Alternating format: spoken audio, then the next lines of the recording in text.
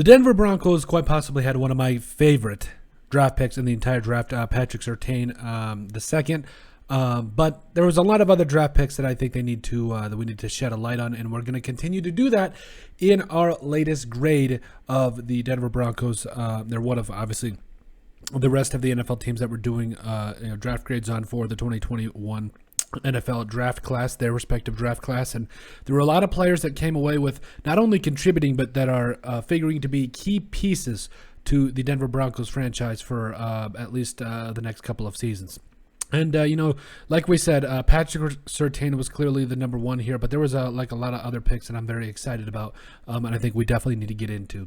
So let's start here.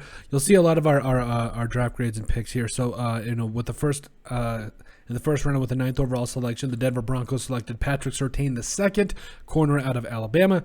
Played in 16 games, starting 15, had 4 interceptions, including a pick 6. Also had a 66.1 PFF grade. This was an easy A. Obviously, you expect a higher PFF grade here, but overall, he's a stud. He's going to be a really good corner for a really long time for the Broncos. And obviously, our corners and rookies, for that matter, are going to go through growing pains. That's just how it goes. But he's got the size you want. He's got the speed you want. One of the most fluid corners in the draft in a long time. And I think he's going to be a really good player. And, obviously taking after his dad, the former all-pro safety. Safety. I think he was a corner and safety or whatever. Taking after his dad, definitely. And I think he's figuring to do a lot of great things. And so obviously this was an easy A. In the second round, number 35 overall, the Denver Broncos selected Javonte Williams, running back out of North Carolina. Another easy A here, a guy that came in. I didn't know what to expect here. Obviously, Melvin Gordon was figuring to be a big portion of the Broncos offense that, also has guys like Noah Fant, and Tim Patrick and all those boys. So, and obviously, we didn't know what was going to happen with Cortland Sutton. But overall, this was an A for me. Over 1,200 scrimmage yards, had 7 total touchdowns. I believe 4 on the ground, 3 through the air. Difference maker in every portion of the game. And, I think he's going to be the future back for the Broncos.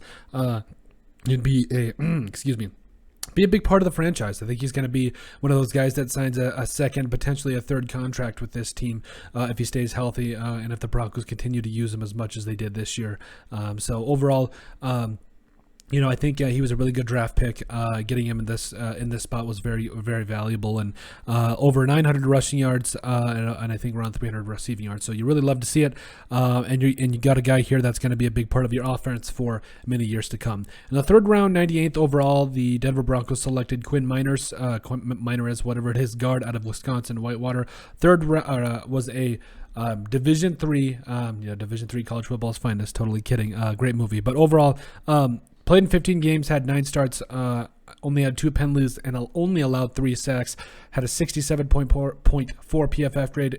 This was an A for me.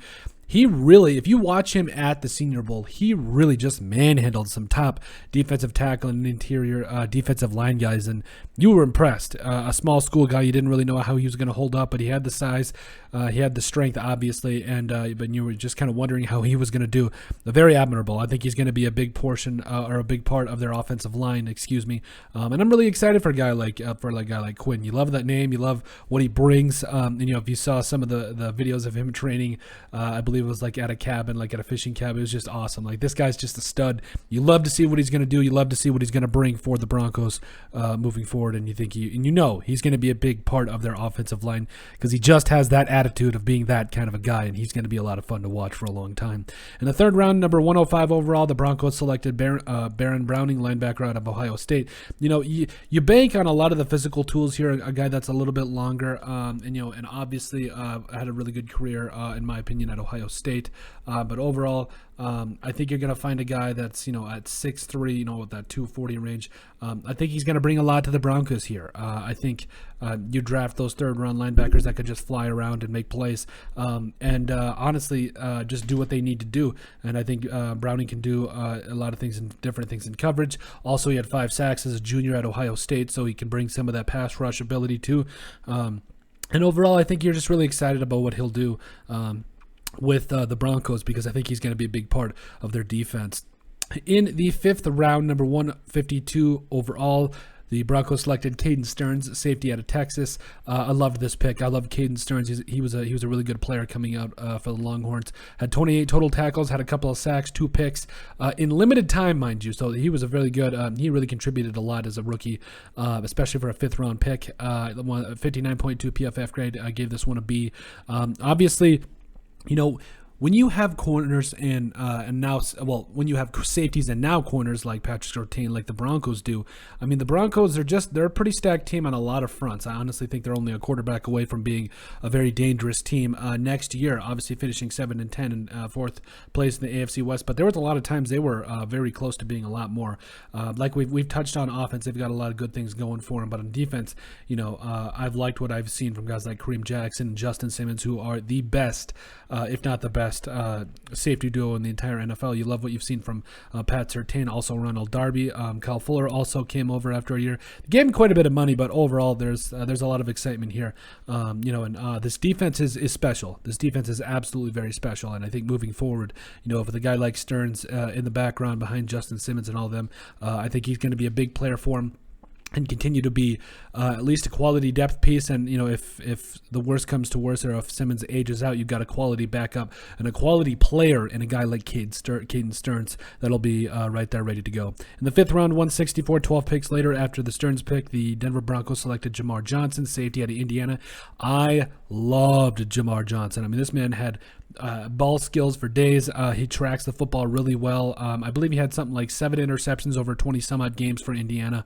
And I really think when you're a guy that comes in behind, again, like guys like Justin Simmons and a guy, like we said, the top potential safety duo in the entire NFL, it's tough. It's tough to get on the field. It's tough to, get any sort of snap.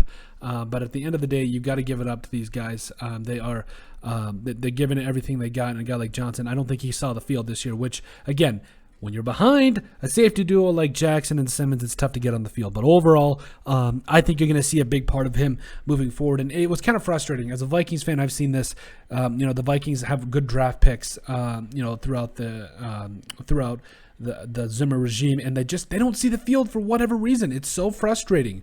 Guys like James Lynch in his first year, this year he had a really big year. And I would have liked to see Christian Darrisaw on the field a little bit more. So it's like, I've seen it a lot. I've seen it an absolute lot. I would have liked to see Wyatt Davis at right guard on the field a little bit more, because I feel like he's going to be a really good player. So I know what it's like seeing a guy that's really talented not see the time of day, but it's different because for a guy like Johnson, he's behind by a lot of quality players. And the Broncos, although got a really good player here in Johnson, and I think he's going to be at least a very good backup, and he needs to find a way to get on special teams in year 2, that's for sure.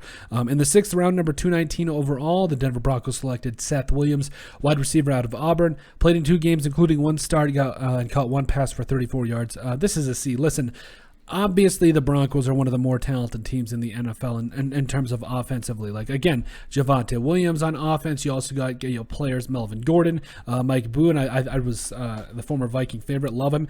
Jerry Jeudy, Cortland Sutton, Tim Patrick. All those boys on offense. It's really hard to get any kind of a serious snap at wide receiver or any kind of skill position with the Broncos because they're amazing. Like, they have all the tools and talent in the world. If they can get a quarterback, man, this is going to be a scary team. I don't know why I said Brincos. I'm sorry, but overall, you give this pick a pass. You give him a C overall. A guy, probably you thought was going to play a lot of special teams, but came in and caught a nice pass too. So overall, I think it was against the Chargers, from my recollection. I can't remember off the top of my head, but overall, this was a really good pick because you get these kind of guys that you think might be able to be on special teams, especially in the 7th round, that might be able to give you a little something. In the 6th round, Williams, excuse me. In the 7th round, here we go, number 237 overall, the Broncos selected Carrie Vincent Jr., corner out of LSU. He was eventually cut and signed by the Eagles. I believe he played like only 1 or 2 games. I believe he had a tackle or something. See, again, you take flyers on guys like this because you think they'll be quality special teams guys you can develop moving down the road, and a lot of times it's hard to keep them on the roster. But I think, Vincent might have found a team with the Eagles, and we'll see how the rest of his career goes. But we gave this grade a C because, again, taking flyers on these guys in the late rounds, you just hope you can get something out of them. Still in the 7th round, number 239 overall, 2 picks later, the Broncos selected Jonathan Cooper, edge or defensive end out of Ohio State. I loved this pick. It wasn't like, it really said something when Vic Fangio was coming out and saying that he was going to make the roster pretty much out of camp. You're like, okay, yeah, he's going to be a good player. Total of played in 16 games, had 5 starts, 38 total tackles, 2.5 sacks. And when you trade a guy like Von Miller, I mean, I'm not saying, obviously you're thinking Jonathan Cooper's going to take over for him, but I mean, you're kind of hinting at it. Like, this guy's going to be on the field a lot. He's going to do a lot for him, but you don't replace Von Miller either. I mean, he's a Hall of Famer and all that. Just won a 2nd Super Bowl ring. Congratulations to him. He's a heck of a player. But a guy like Jonathan Cooper, getting him in the 7th round here, that had a couple and 2.5 sacks, had some tackles and left an impact on the field. That's what you'd love to see out of those 7th round picks. Once in a while, you hit on those guys, and it's really cool to see. So this was a B+ for me. Honestly, you could give this grade an A too, but either way, I think you got a really good player in the later rounds, and he's going to be around for a while. Last pick for the Broncos, 7th round, number 253 overall. The Broncos selected Marquise Spencer, defensive end out of Mississippi State. Played in the game, also had a tackle. Again, I gave this one a C+ because I just really like what I've seen from Spencer. I think he's going to have a really good career, potentially as a backup, and provide a lot of quality backup for our quality rotation and depth piece for the Broncos, potentially, and even the rest of the NFL. You like his size and his ability, on the defensive side of the football. So overall, this was a great draft for the Broncos, easily an A overall, and you love what you see, again, from guys like Cayden Williams, Miners, who are all A picks right off the draft, or right off the top there, all guys that contributed in major ways and are going to be big players in this franchise moving forward. But let us know what you guys think. Make sure you guys like and subscribe down below. Leave a like and a comment. It helps people find the show. We greatly appreciate all the support that we've gotten and continue to get. You guys are all truthfully awesome. We love every single one of you. Make sure you guys also give us a I was about to yawn there. I'm sorry. You give us a like on all of our social media platforms. You'll find all of those in our description down below. Also, remember to give us a listen and sub on iTunes.